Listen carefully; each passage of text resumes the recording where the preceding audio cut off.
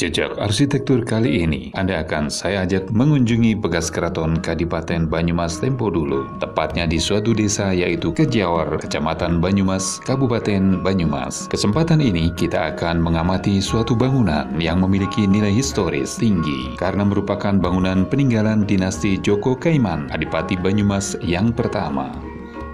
Saat ini, alun-alun kidul diberi landmark berupa sculpture eks-pesawat tempur MiG-17 Fresco yang ditegakkan di atas kolam buatan menghadap ke arah selatan. Pesawat tempur tersebut merupakan sumbangan dari Panglima TNI Marskal Hadi Cahyanto SIP.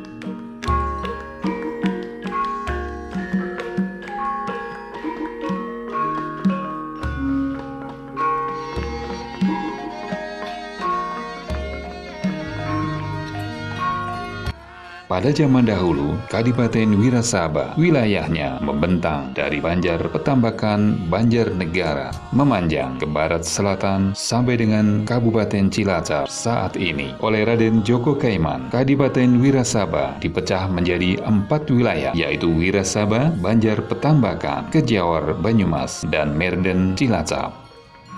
Maka sejak saat itu, Raden Joko Kaiman terkenal dengan sebutan Adipati Merapat dan tinggal di Kejawar yang lokasinya kita lihat di dalam video ini.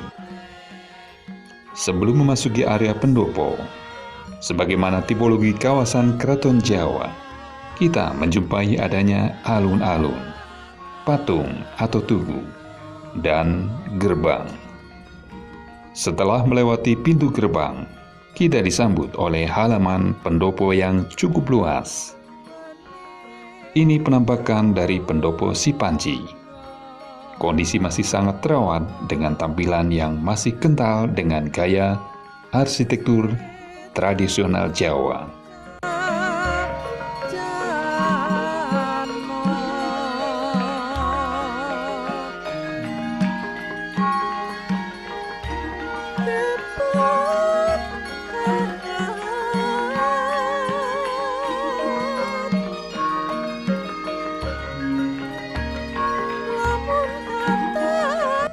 Sedangkan bahan penutup atap dan lantai sudah dimodifikasi dengan bahan yang lebih modern, mengikuti perkembangan zaman.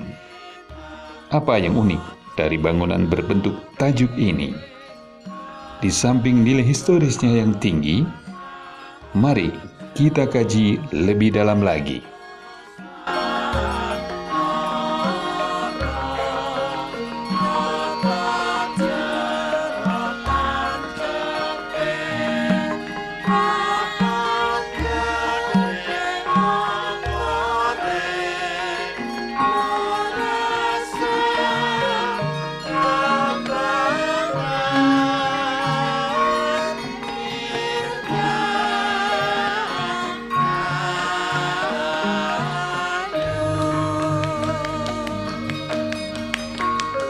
Pertama, berdasarkan buku arsitektur tradisional Jawa Tengah tahun 1981-1982,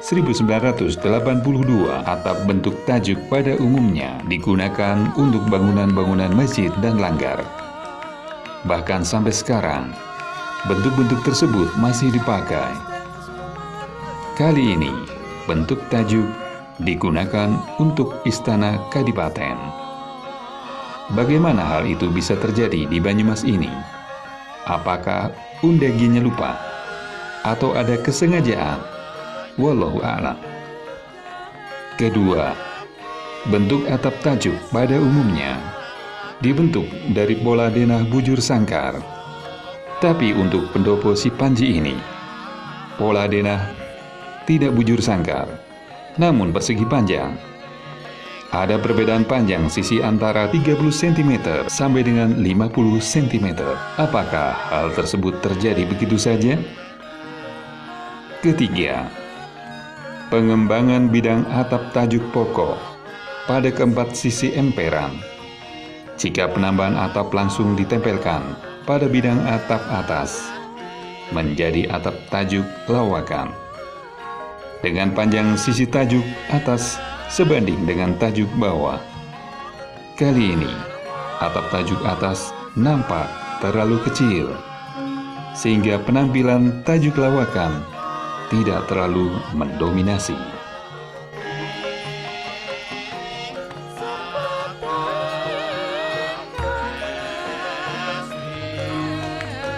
Yang nampak seperti atap tajuk pokok, apakah hal-hal itu sudah terkonsep pada saat itu, atau suatu kejadian yang tidak diinginkan? Mungkin perlu penelitian lebih lanjut. Suasana tenang dan karismatik akan sangat terasa ketika kita memasuki pendopo ini.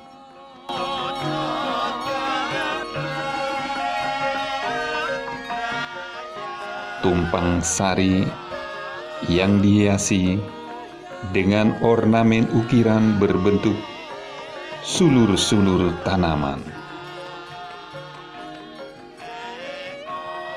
Hiasan pada gubahan tumpang sari mencerminkan keagungan karya arsitektur pada zamannya.